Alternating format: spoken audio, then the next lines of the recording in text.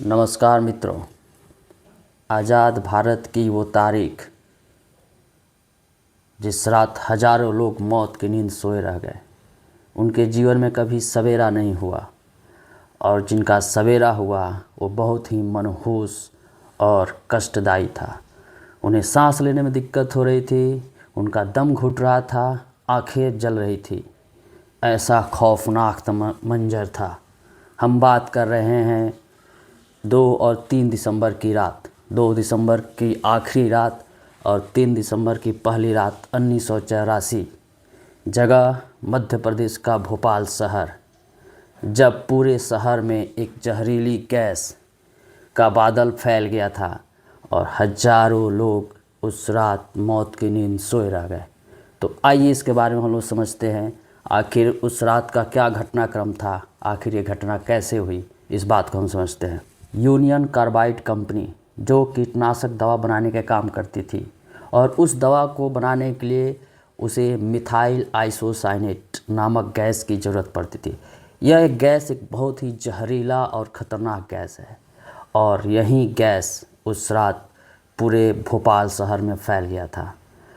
इस गैस के कारण लगभग 8000 लोग 2 सप्ताह के अंदर ही मर गए। उनका दम घुटने से मरा, किसी के फेफड़े में बीमारी फैल गई, किसी के आँखों में जलन हुआ, और कुल मौतों का आंकड़ा लगभग 16000 है। आज तक नहीं पता चल पाया कि कुल मौतें कितनी हुई थी, और इससे प्रभावित लोगों की संख्या तो लाखों में है, जो लंबे समय तक इसका प्रभाव देखने को मिला, और आज भी उसके पहचान और चिन्ह वहाँ पे दिखाई देते हैं। तो हम इस कंपनी के बारे में जानते हैं, यूनियन कार्बाइड इंडिया लिमिटेड। इस कंपनी का निर्माण 1969 में हुआ।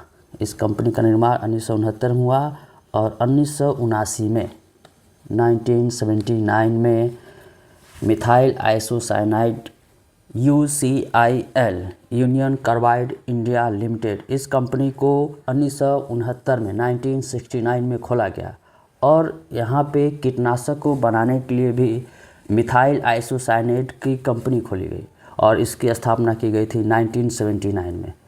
ये एक रॉ मटेरियल था। मिथाइल आइसोसाइनेट एक रॉ मटेरियल था जिसका प्रयोग करके कीटनाशक दवा का बनाया जाता था।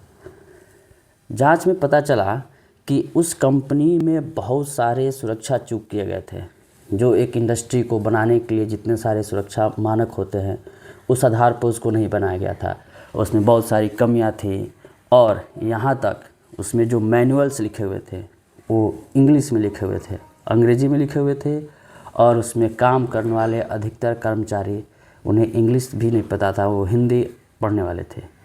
तो कहीं ना कहीं उसमें सुरक्षा को लेकर के कहीं ना कहीं कंपनी में सुरक्षा मानक के हिसाब से उसका निर्माण नहीं किया गया था। बहुत सारी कमियां थी कि अचानक अगर किसी गैस का लीकेज हो जा रहा है, कहीं कीटनाशक दवाएं फैल रही तो उसको कैसे रोका जाए, इस तरह का कोई प्रॉपर अच्छे तरीके से इंतजाम नहीं थे।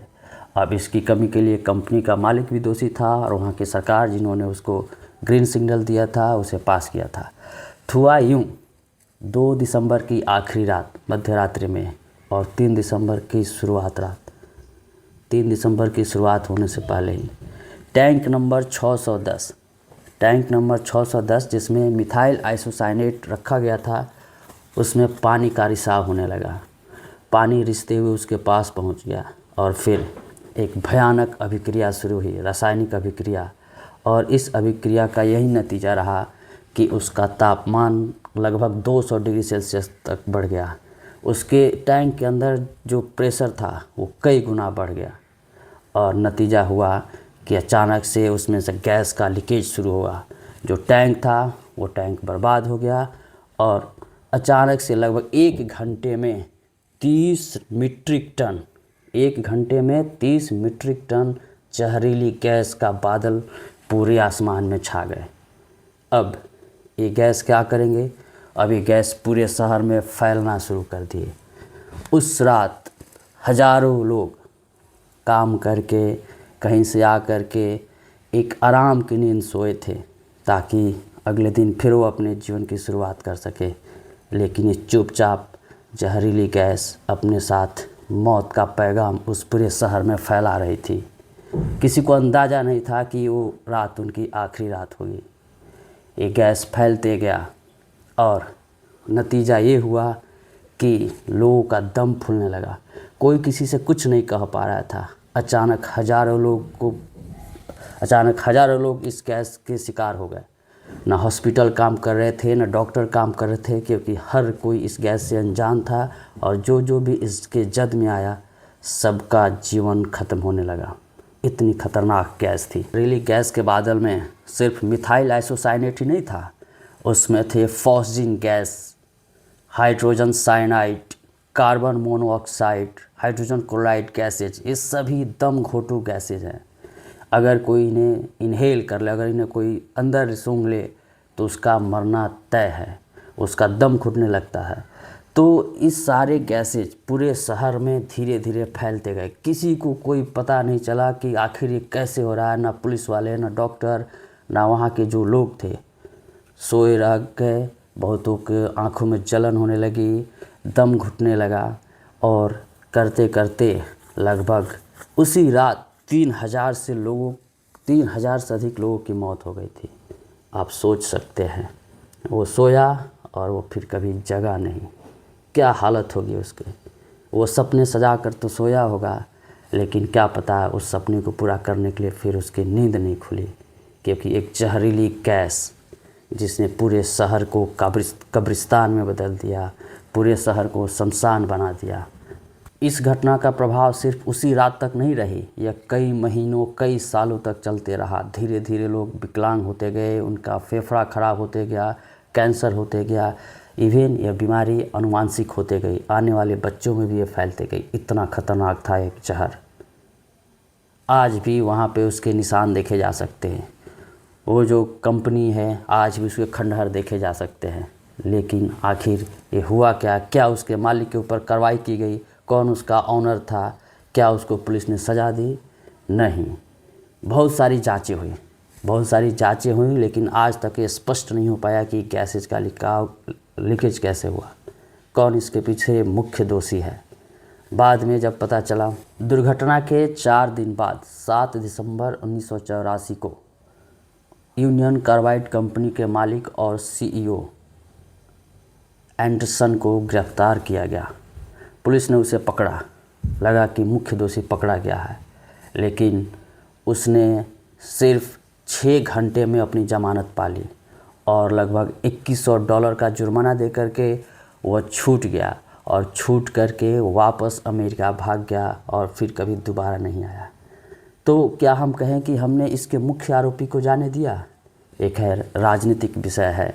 सरकारें क्या कर रही थी उस समय, उनका ध्यान किधर था कि हज़ारों मौत हो गई और उसका आरोपी अमेरिका भाग गया। हमने उसे जाने दिया या फिर हमारे कानून में ही कहीं एक तरह का कमी रह गई कि वो छूट गया और चला गया। विशेषज्ञों का कहना है कि ये इतनी खतरनाक गैस थी जो सांस के द्वारा हमारे शरीर के भीतर जा कर के, हमारे चमड़ों के द्वारा भी शरीर के भीतर जा कर के शरीर के अंदर मौजूद प्रोटीन से अभिक्रिया करती है। और उस अभिक्रिया का नतीजा ये होता है कि धीरे धीरे दम घुटने लगता है, लंग्स का जो फंक्शनिंग होता है वो फेल करने लगता है, आँखों में जलन होने लगती है, दिमाग चकराने लगता है, नर्वस सिस्टम डाउन हो जाता है और धीरे धीरे व्यक्ति तड़प तड़प करके मर जाता है। और ऐसी बात नहीं थी कि ये गैस सिर्फ एक लोगों को पास पहुंची थी, ऐसी संख्या हजारों की थी और एक साथ थी। और उस समय हमारे देश के हॉस्पिटल की अवस्था ऐसी नहीं थी कि इतने सारे लोगों को एक साथ इलाज कर सके।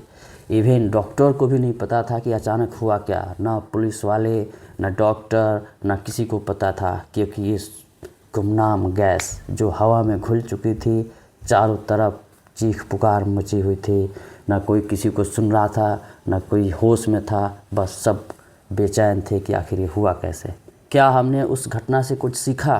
क्या उससे हमने कोई सबक लिया? क्या आज वर्तमान परिस्थिति में हमारे देश में जितनी सारी कंपनियां हैं, क्या वो सुरक्षा मानकों पे खरी उतरती है? क्या वो किसी इसी तरह के हादसों को रोकने में सक्षम है, या फिर कोई ऐसा हादसा दोबारा ना हो? ये सरकार को देखने का विषय है। सरकार को इस पे पहल करने की ज़रूरत है। हम सभी नागरिकों को जागरूक होने की आवश्यकता है कि फिर वो 3 दिसंबर 1984 वाली रात दोहराए न जाए, फिर मासूम लोग मरे नहीं, जिनके जीवन के सपने होते हैं वो बेमौत नहीं मरें, वो मौत की नींद न सोएं, कोई परिवार न उजड़े, किसी का कोई घर न उजड़े, सुनसान ना हो, शहर शमशान ना बने, कब्रिस्तान ना बने। हम सभी लोगों को मिलकर के ये तय करना होगा कि तब कभी ऐसी कोई घटना ना हो। आइए आज हम सभी लोग मिलकर उस घटना में मारे गए हज़ारों लोगों के प्रति अपनी गहरी संवेदना व्यक्त करें, उनकी आत्मा की शांति के लिए प्रार्थना करें, उनके परिवार वालों को हिम्मत बढ़ाएं ताकि ऐसी दुर्घटना कभी ना हो। और सरकार से निवेदन करें कि जितनी भी कंपनियां हैं सभी के सुरक्षा मानकों की जांच की जाए, वो सुरक्षा मानक के ऊपर ही रहें, उनसे ज़्यादा इतर न हो। सुरक्षा मानकों की जांच हो तथा सरकार ऐसी किसी भी स्थिति से निपटने के लिए एक टीम तैयार करे, उस तरह की व्यवस्था रखे ताकि निर्दोष लोग नहीं मरे।